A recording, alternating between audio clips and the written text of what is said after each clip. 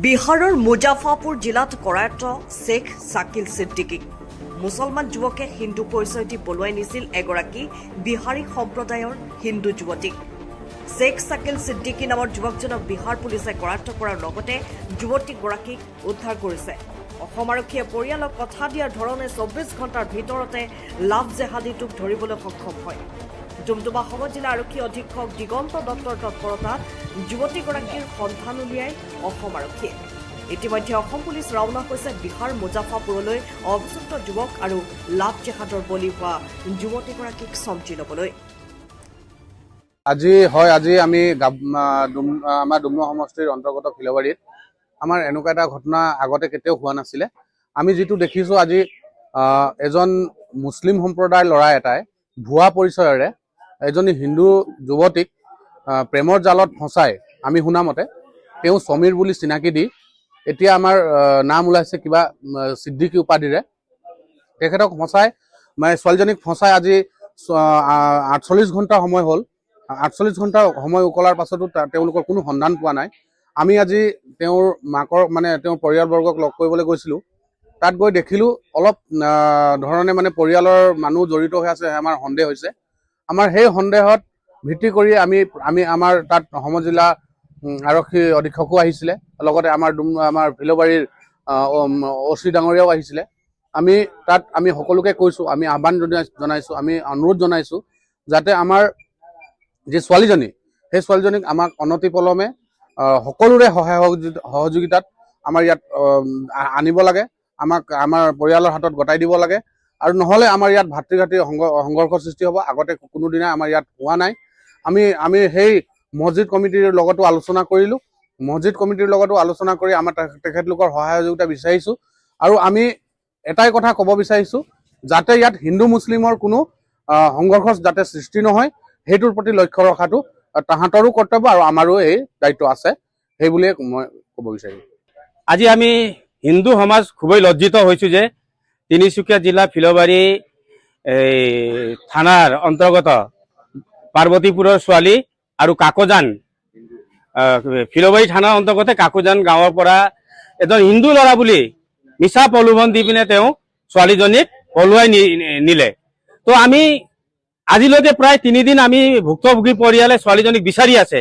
কিন্তু আজি আমি গোটেই ফিলবাৰীৰ বিভিন্ন জাতি জনগোষ্ঠী গোটেই হিন্দু একত্ৰিত হৈ পিনে আমি কালি ৰাতি ফিলবাৰী থানাত একত্ৰিত হলো।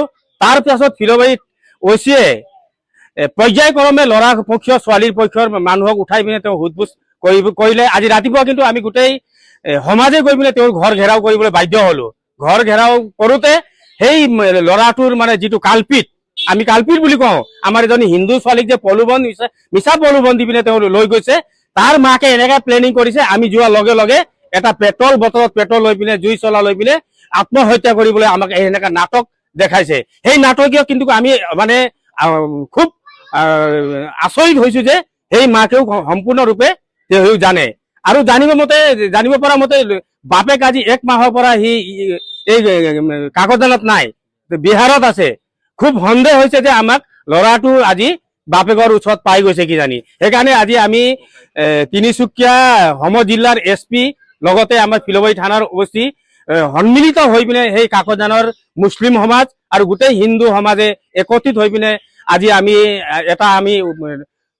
পৰ্যায়ত আমি উপনীত হৈছোঁ যে SP-ৰ মহোদয় আৰু OC-ৰ উপস্থিতিত যে আমি 24 ঘণ্টাৰ সময়সীমা আমি বাপেকত বিহাৰৰ পৰা অতি সোনকালে এই মুছলিম সমাজক আমি তেওঁলোকৰ দায়িত্ব দিছোঁ। তেওঁলোকে যদি এই শান্তি পৰিৱেশ যদি জীয়াই ৰাখিবলৈ বিচাৰে তেওঁলোকে ফুল আমাক সহায় কৰিব লাগে বুলি তেওঁলোকে আমাক আশ্বাসন দিছে যে আমি আপোনালোকৰ পক্ষত আছোঁ, আমি যেনেকৈ যি হ'লেও আমি আপোনালোকক সহায় কৰিম বুলি তেওঁলোকে আমাক আশ্বস্ত কৰিছে। আৰু আমি যদি 24 ঘণ্টাৰ ভিতৰত যদি তেওঁলোকে আমাৰ ছোৱালী বা আমাক গতাই নিদিয়ে, কিন্তু পাছৰ পৰ্যায়ে কিন্তু হিন্দু মুছলিম যাতে নহওক সেইখিনি কথা কিন্তু মুছলিম সমাজ আৰু প্ৰশাসনে দায়িত্ব ল'ব বুলি আমি জনাইছোঁ।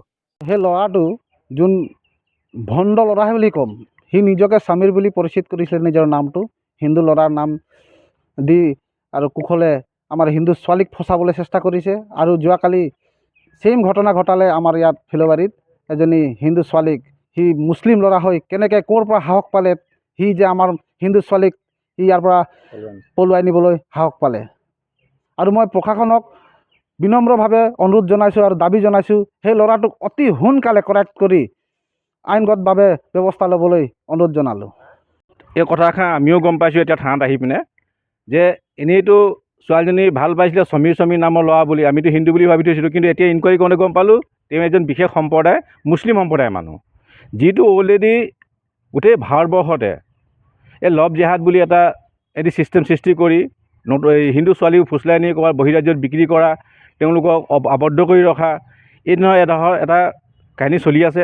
সেয়ে অসমৰ মুখ্যমন্ত্ৰী ডাঙৰীয়াৰ লগতে প্ৰশাসনক দাবী জনাইছোঁ অতি শীঘ্ৰে এই দুষ্কৃতিকাৰীটো এৰেষ্ট কৰি আইনগত ব্যৱস্থা লয় এনেকুৱা শাস্তি দিবলৈ যাতে এনেকুৱা কৰিবলৈ নেক্সট কোনো ল'ৰাই সাহস নাপায়। আৰু বিশেষকৈ আমাৰ ফিল'বাৰীত এই প্ৰথম ঘটনা, যিটো হ'ব নালাগে, এই ল'ৰাখিনি প্ৰায় ভয় কৰিব লাগে, নহ'লে ভৱিষ্যতে যে আমাৰ হিন্দু ছোৱালীবোৰ যে এই দুষ্কৃতিকাৰী লভ জেহাদৰ বলি হৈ ধ্বংস হ'ব, এই কথাটো দেখা দেখি ওলাইছে। কেলৈ আমাৰ নিচিনা গাঁৱত এনেকুৱা ঘটনা হোৱাটো বৰ দুৰ্ভাগ্যজনক। সেয়েহে আজি ইয়াৰ পৰাই মুখ্যমন্ত্ৰী ডাঙৰীয়াক লগতে আইন প্ৰশাসনক অনুৰোধ কৰিছোঁ অতি শীঘ্ৰে উক্ত দুষ্কৃতিকাৰীটোক এৰেষ্ট কৰি কঠোৰতম কঠোৰ শাস্তি দিবলৈ, অন্যথা আমি গণতান্ত্ৰিক আন্দোলন কৰি থাকিবলৈ বাধ্য হৈ যাম।